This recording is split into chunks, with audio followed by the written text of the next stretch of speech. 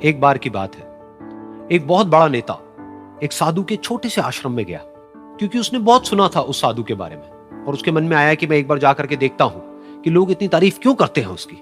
तो जब वो उस आश्रम में गया तो वहां पर एक छोटा सा कमरा था जहां पर एक कालीन बिछा हुआ था।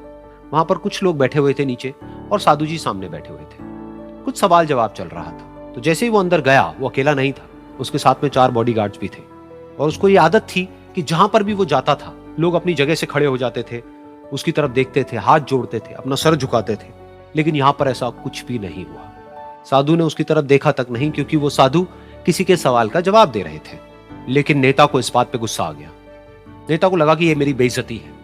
तो उस नेता ने साधु की बात को बीच में ही काटते हुए थोड़ा गुस्से से कहा, मैं आपसे कुछ कहना चाहता हूं। साधु ने उसकी तरफ देखा और बोले, आप थोड़ी देर रुकिए, पहले मैं इनके सवाल का जवाब दे लूं, उसके बाद में मैं आपसे बात करूंगा। तब तक अगर आप चाहें तो आप बैठ सकते हैं। बस साधु का इतना कहने की देर थी। नेता का चेहरा गुस्से से लाल हो गया और फिर उसने अपना सारा गुस्सा उस साधु के ऊपर निकाल दिया। अभी तक वो नेता बहुत ही तमीज से बात कर रहा था, यानी कि आप कह करके बात कर रहा था। अब वो तू तड़ाक पे उतर आया। नेता ने उस साधु को कहा, तुझे पता भी है मैं कौन हूं और तू किससे बात कर रहा है? साधु ने उसकी तरफ देखा और कहा, मुझे इससे कोई फर्क नहीं पड़ता कि आप कौन हैं, लेकिन आप जो कोई भी हैं, अगर आप चाहते हैं कि मैं आपके सवाल का जवाब दूं या आपसे बात करूं तो आपको कुछ देर रुकना होगा।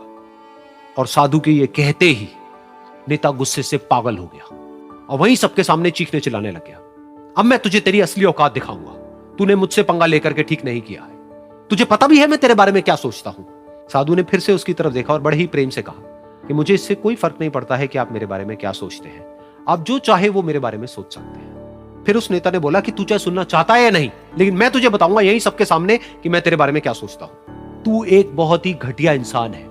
तू कोई साधु नहीं है, तू एक ढोंगी है, पाखंडी है और यहां पर जितने भी लोग बैठे हैं उन सबको बेवकूफ बना रहा है। तेरा बस एक ही मकसद है कि इन लोगों की जेब में जितना भी पैसा है वो सब तेरे पास में आ जाए। तू अपने फायदे के लिए इन लोगों का इस्तेमाल कर रहा है और अब मैं तुझे नहीं छोड़ने वाला। तेरा पर्दाफाश करके रहूंगा पूरी दुनिया के सामने। लेकिन उसके इतना बोलने के बाद भी उस साधु के चेहरे पर हल्की सी मुस्कान बनी ही रही। ये देखकर वो और तिल मिला गया और उसने कहा, अब बहुत हुआ, अब मैं यहां 1 मिनट भी नहीं रुकने वाला। लेकिन अभी भी तेरे पास में मौका है।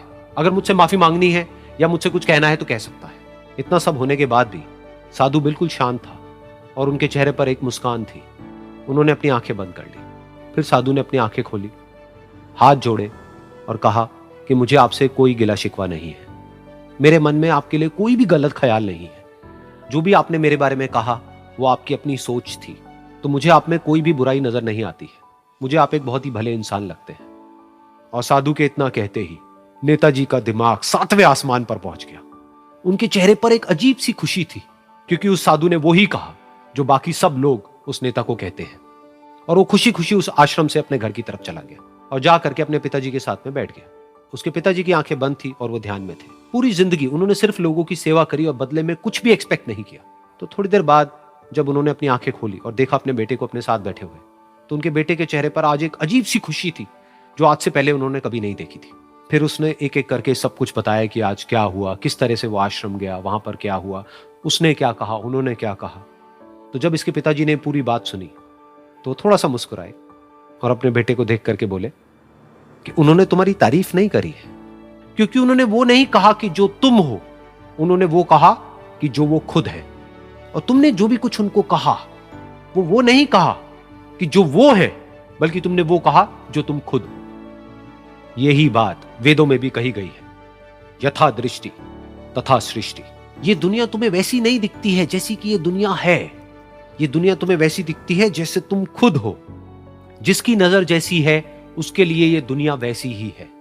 तो अगर तुम अपनी दुनिया को बदलना चाहते हो तो उसका सिर्फ एक तरीका है, अपनी नजर को बदलो।